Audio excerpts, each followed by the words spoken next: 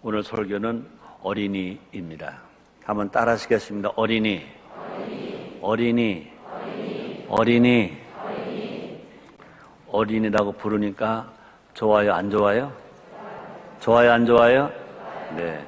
어린이 생각만 해도 행복해요. 어린이 보기만 해도 너무너무 흐뭇해요. 그래서 어린이는 우리를 미소 짓게 해요. 우리의 마음을 아주 평안하게 해요.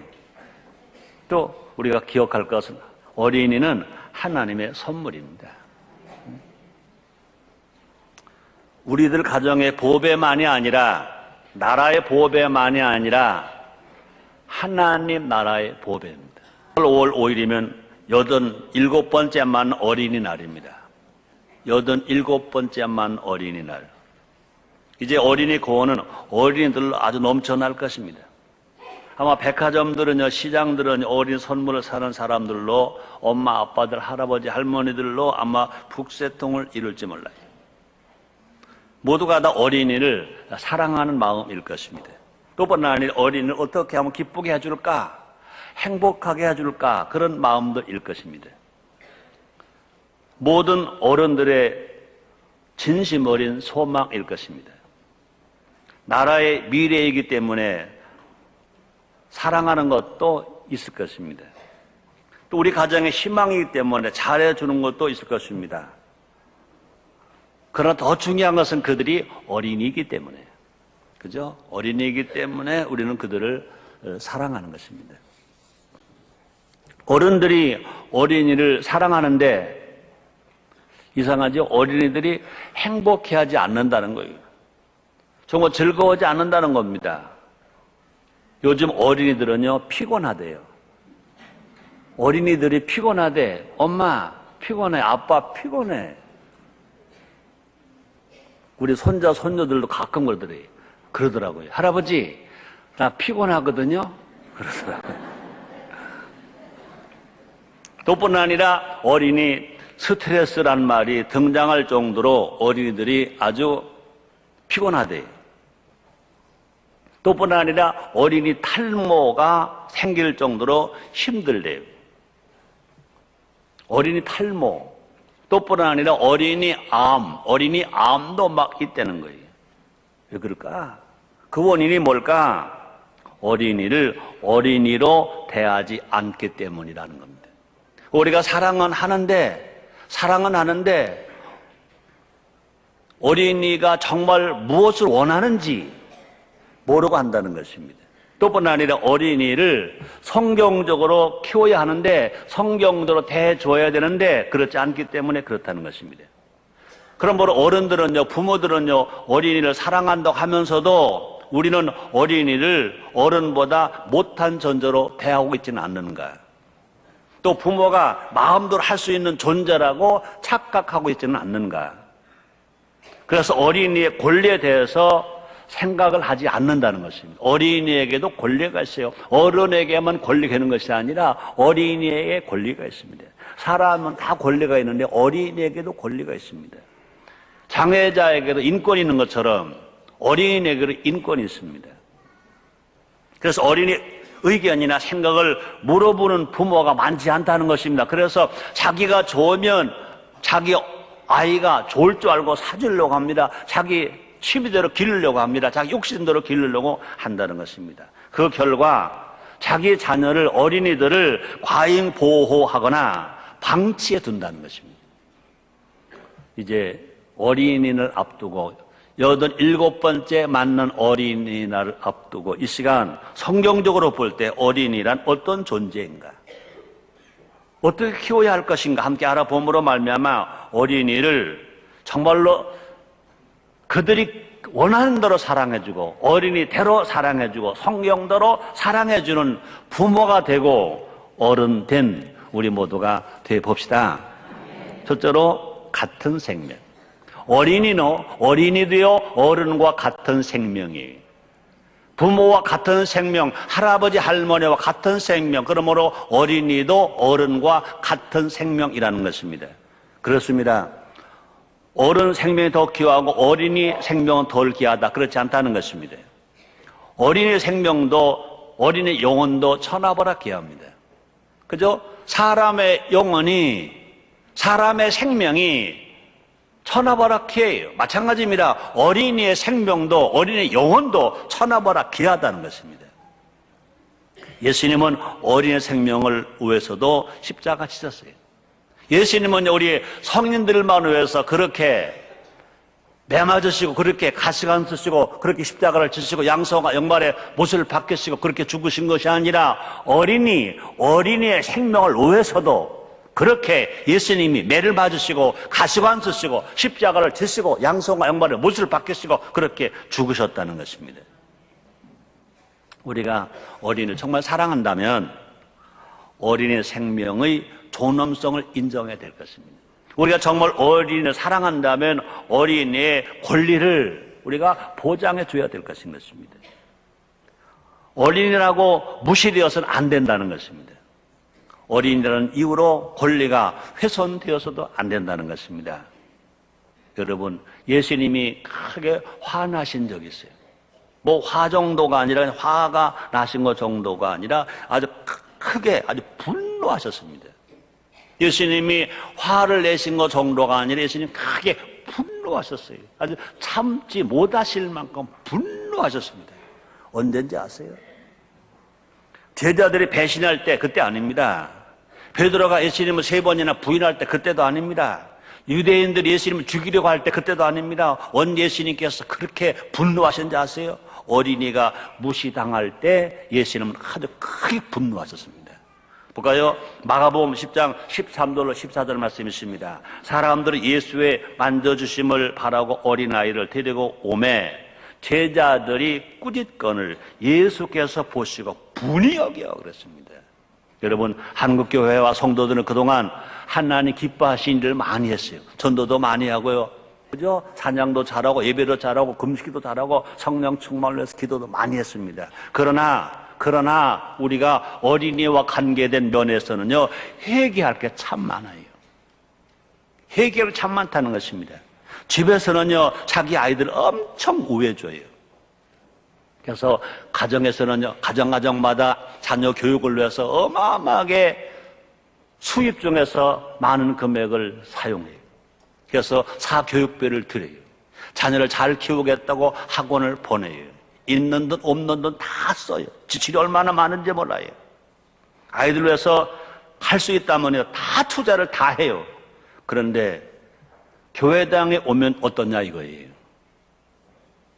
제일 좋은 자리는 어른들이 다 차지하고 제일 좋은 시설은 어른들이 다 사용하고 어른들만 모여서 모든 정책을 결정하고 새벽 기도도 어른들만 나오는 것으로 생각을 하고 학교 교육 너무너무 신경을 쓰는데 그런데 신앙 교육에 너무 무관심하고 교회 교육에 너무 무관심하고 교회학교 교사에 대해서 너무 무관심하고 어린이를 무시하는 일이 얼마나 많은가. 이거 회개해야 한다고요. 새벽 기도는 어린이들에게도 필요한 거라고 생각해야 할 것입니다. 그러므로 엄마 아빠만 새벽 기도가 필요한 것이 아니라 어린아이도 습관을 쫓아 새벽 기도하게 만들어 줘야 돼요. 성령 받게 만들어 줘야 돼요. 그래서 정말 늦게라도 우리 교회가 매월 2번째 토요일은 놀토라며 놀토. 그래서 온세토를 해요. 온 가족이 새벽 기도하는 토요일. 그래서 한 달에 한 번만이라도, 그죠? 한 달에 한 번만 해보자 시작을 하고 있습니다. 얼마나 아이들이 좋아하는지 몰라요. 어린이들도요, 신앙 훈련을 철저히 받아야 합니다. 어린이들을 위해서 더 많은 투자와 배려가 있어야 될 것입니다. 이런 면에서 그래도 우리에게는 늦게나마 그래도 얼마나 다양한 일인지 몰라요. 어린이들에게 휴비전 센터에 좋은 자리를 다 내주었잖아요. 그죠? 어린이들을 위해서 휴앤 하모니 스쿨도 만들어서 방과 학교를 운영하고 있어요. 여러분 그거 아세요? 휴앤 하모니 스쿨을 만들어서 방과 학교를 운영하는 거 알고 계세요? 뿐 아니라 건강한 생명으로 자라날 수 있도록 더 많이 배려하려고 애를 써요. 우리 모두 어린이를 바르게 키워야 할 것입니다. 성경대로 키워야 할 것입니다. 그들에게 많은 배려를 해줘야 될 것인 것입니다. 또뿐 아니라 모든 어린이들을 사랑해줘야 되고 그들을 위협을 주면 안 됩니다. 두렵게 주면 안 됩니다. 그래서 어린이들을 노엽게 하지 말라고 주님은 이렇게 말씀하십니다. 에베소서 6장 4절입니다. 또 아비들아, 또 어미들아, 또 부모들아, 또 어른들아, 기성세대들아, 너희 자녀를, 너희 죄는 모르는 어린이들을 노엽게 하지 말고 오직 주의 교양과 훈계로 양육하라. 이렇게 말했습니다. 어른들과 똑같은 생명임을 알고 그들의 필요에 반응해야 된다는 것입니다. 어른 생명에 필요한 것은 어린의 생명에 더 필요하다는 것입니다. 품 안에 있을 때보다 더 큰 관심과 사랑을 기울여야 될 것을 성경은 우리에게 가르쳐주고 있습니다. 그래야 할 때 어린이가 천하보다 귀한 존재로 잘 자라서 가정의 희망이 될 것이고 나라의 희망이 될 것이고 하늘나라의 보배가 될 것이고 더 많은 영광을 하나님께 돌리게 될 줄 믿습니다. 두 번째입니다. 같은 인격입니다. 어린이도 어른과 같은 생명, 같은 영혼인 것과 마찬가지로 또뿐 아니라 어린이도 어른과 같은 인격이라는 겁니다. 어린이는 우리와 같은 인격체인 것입니다. 아이들도요, 생각해요. 아이들도요, 판단해요. 또 아이들도요, 결정을 해요. 또뿐 아니라 아이들도요, 우리처럼 느껴요. 슬픔을 느끼고요, 기쁨을 느끼고요, 감사를 느끼고 두려움을 다 느껴요. 혹이라도 여러분들이요, 아이들이 뭘 알겠어 라고 하면 절대 안 됩니다. 다 알아요. 어떻게 보면요, 어른들보다 더 민감해요. 근데 하나님은요, 어린아이를 인격적으로 존중하세요. 하나님은 어린이를 보고요, 야, 그러지 않으세요. 너 그러지 않으세요. 얘들아, 그러지 않으세요. 이것들아, 그러지 않으세요. 요것들아, 그러지도 않습니다. 우리 하나님은요, 한 인격체로서요, 그 이름을 불러주세요. 어린아이에게 이름을 불러주신다고 너무 놀란 말씀입니다. 볼까요? 사무엘상 3장 10절에 보니까 이렇게 말씀하십니다. 여호와께서 임하여 서서 전과 같이 사무엘아 사무엘아 부르시는지라. 사무엘이 가로되 말씀하옵소서 주의 종이 듣겠나이다. 여호와께서 임하여 서서 전과 같이, 그러니까 그전에도 하나님은요 사무엘을 불렀다는 겁니다. 전과 같이 사무엘아 사무엘아 부르시는지라. 하나님은요 아브라함만 부르신 게 아니에요. 아담만 부르신 것이 아닙니다. 여러분, 사울만 부르신 것이 아닙니다. 어린 사무엘을 부르셨습니다. 근데 하나님은요 어린 사무엘을요 한 번만 부른 것이 아니라 3번이나 이름을 부르셨습니다. 또 하나님은 어린 사무엘을 부르실 뿐만 아니라 어린 사무엘에게 말씀을 하십니다. 볼까요? 하나님께서 장차 행하시 일에 대해서 어린 사무엘에게 말씀하십니다. 사무엘상 3장 11절로 12절입니다. 여호와께서 사무엘에게 이르시되 보라, 내가 이스라엘 중에 한 일을 행하리니 그것들을 듣는 자마다 2귀가 울리리라. 내가 엘리의 집에 대하여 말한 것을 지금부터 끝까지 그날에 그에게 다 이루리라. 하나님께서 어린 사무엘에게 하신 말씀입니다. 또뿐 아니라 사무엘은요 아직 어린 아이인데 이렇게 말합니다. 사무엘상 3장 8절입니다. 여호와께서 3번째 사무엘을 부르시는지라. 그가 일어나서 엘리에게로 가서거래 당신 아를 부르셨기나 여기 있나이다. 엘리가 여호와께서 이 아이를 부르신 줄을 깨닫고 그랬습니다. 이때 여기서 아이는요 원어로 보면요 아나르입니다. 무슨 뜻입니까? 소년입니다. 하나님께서 어린 소년 사무엘을 부르시고 사무엘에게 말씀하시고 사무엘과 대화하십니다. 그렇습니다. 그러므로 하나님은요 그를 어리다고 가볍게 여기지 않으셨다는 것입니다. 그 어리기 때문에 말해도 모를 것이다 생각하지 않으셨다는 것입니다. 하나님은 어린 사무엘 인격 대 인격으로 만나 주셨습니다. 하나님은 어린 사무엘을 인격 대 인격으로 대화해 주셨습니다. 하나님은 어린 사무엘을 인격 대 인격으로 존중하시면서 사역을 논하셨습니다. 하나님의 일을 어떻게 할까? 어린 사무엘과 하나님이 그것을 논의하셨습니다. 하나님은 어린 사무엘을 어리신 이로 존중해 주셨습니다. 한 인격적으로 존중해 주셨습니다. 나이가 어리다고 인격까지 어리지 않다는 것입니다. 어떤 면에서 보면 어린아이가 어른들보다 더 생각이 깊을 수가 있습니다. 제가 39살에 목회가 시작될 때 목회를 해야 될 거냐 안 해야 될 거냐 고민하고 있을 때 그때 저는 우리 가족 회의했습니다. 우리 부부 때 제일 나이가 작은 딸이 6살.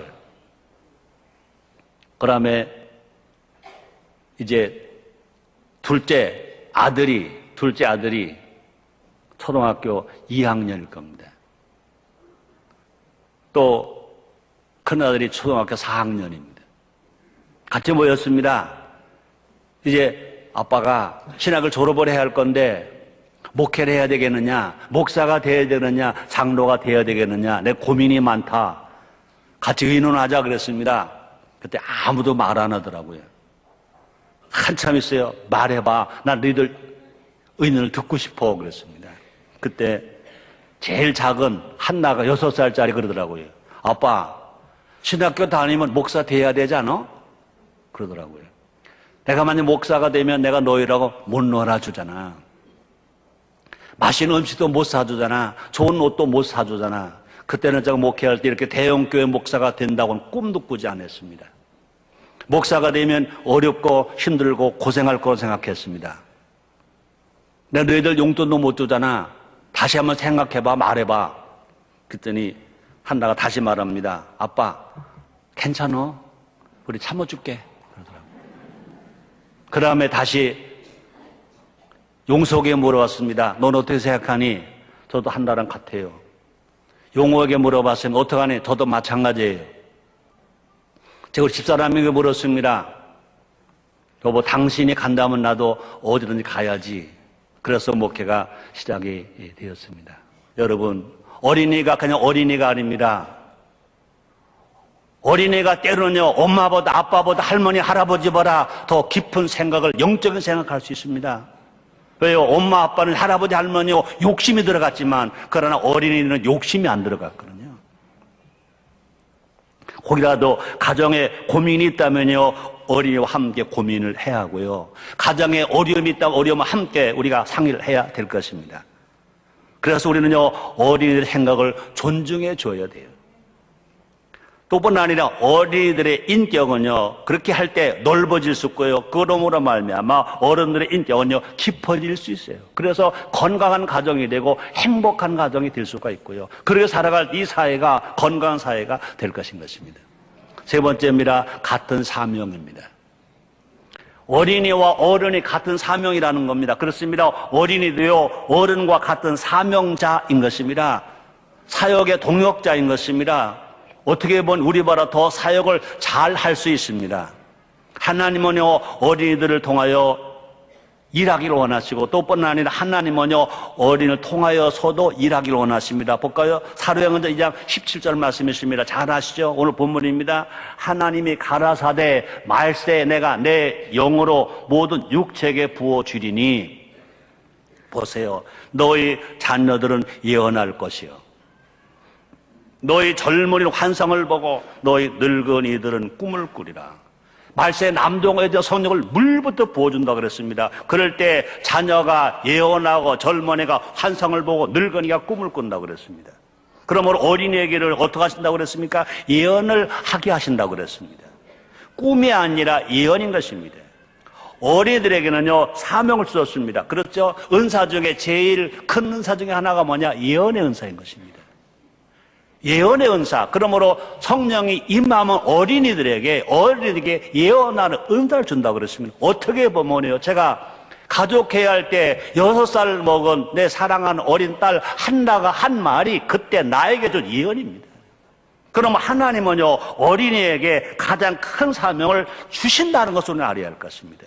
그뿐이 아니면 성경에 나오는 사무엘과 다니엘을 보세요. 둘 다 소년일 때 사명을 받았습니다. 둘 다 어릴 때부터 하나님의 사람으로 사역을 했습니다. 또뿐 아니라 뜻을 정하는 인생을 살았습니다. 우리는 가끔 착각합니다. 애들이 뭘 하겠어, 나중에 커서 하면 되지. 이건 분명히 착각입니다. 이건 절대로 하나님 뜻이 아닌 것입니다. 여러분, 성경은 다니엘은요, 어릴 때부터 뜻을 정했다고 그랬습니다. 볼까요? 다니엘서 1장 8절입니다. 다니엘은 뜻을 정하여 왕의 진미와 그의 마시는 포도주로 자기를 더럽히지 아니하리라 하고, 자기를 더럽히지 않게 하기를 환관장의 고안이 그랬습니다. 어른만 뜻을 정하는 것이 아닌 것입니다. 어린이도요, 뜻을 정하고 어린이도요, 뜻을 위해서 살 수 있다는 것을 알아야 될 것입니다. 다니엘은 어릴 때부터 뜻을 정해서 살았습니다.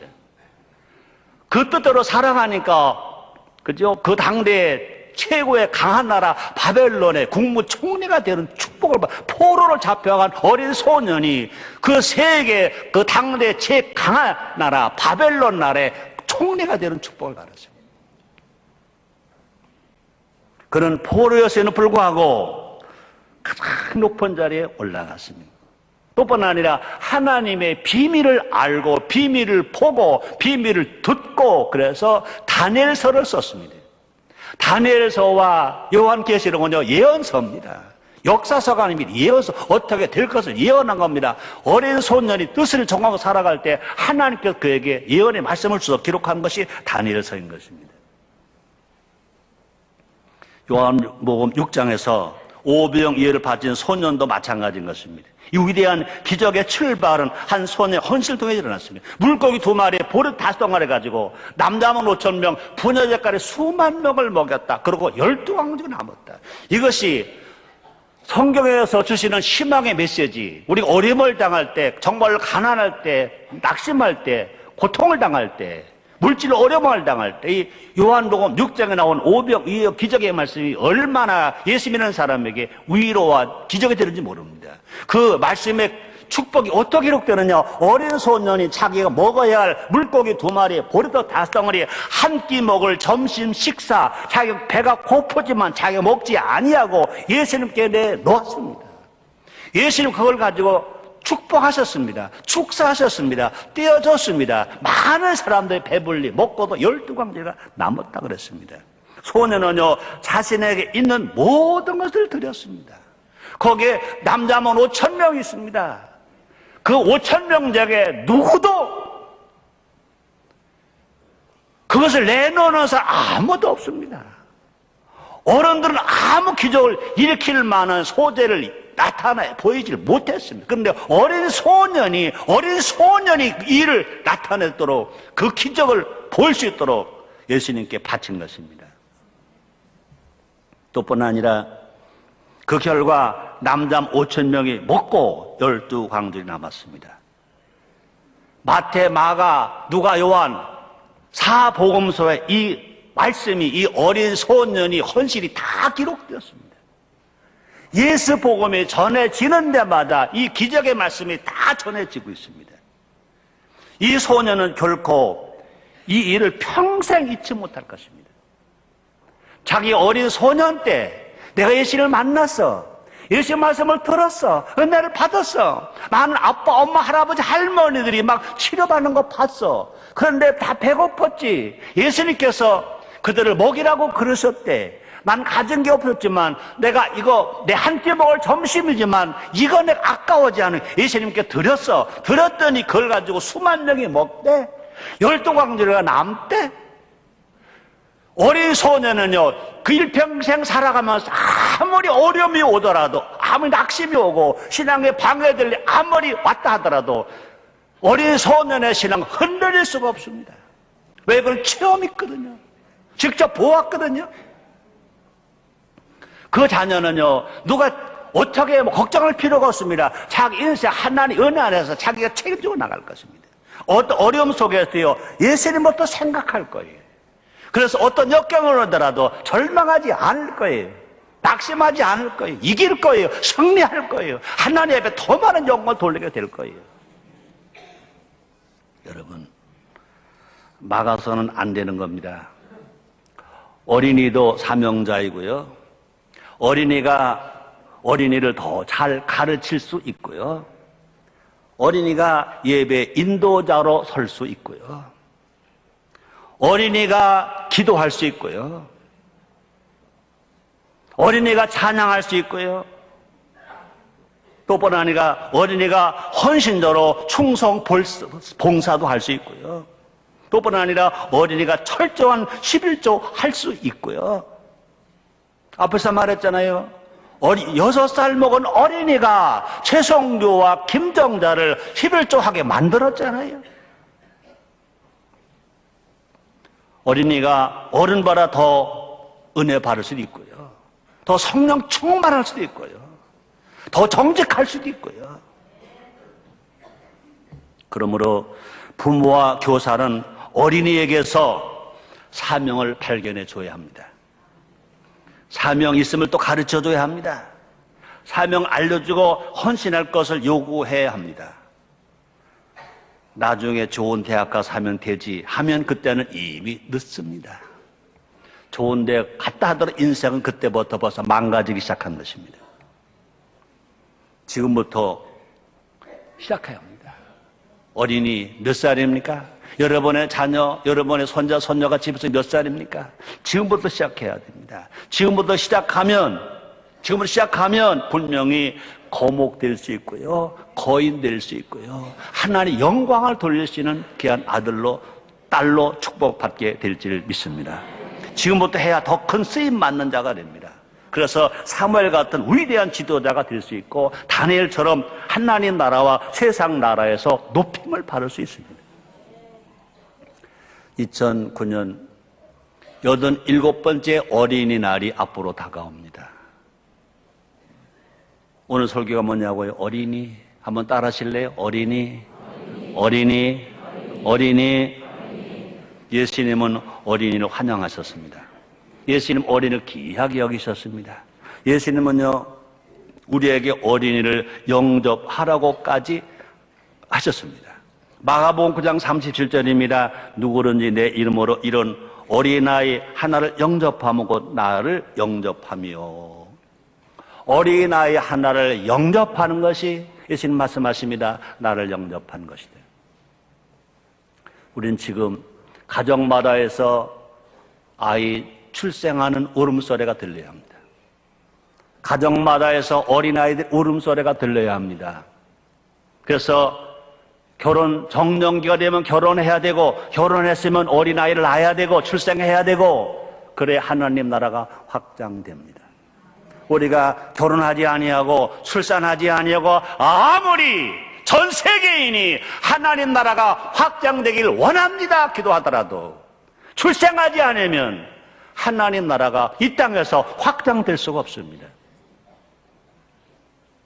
다른 종교인들은요, 사나 제한 없이 막 낳는데 왜 기독교인이 문화인이라고 자처하면서 왜 출산을 거부하냐 이거죠. 왜 산하를 제한하냐 이거죠. 아닌 것입니다. 어린이는 우리와 같은 생명입니다. 어린 우리와 같은 인격입니다. 어린 우리와 같은 사명입니다. 목사만 사명이 아닙니다.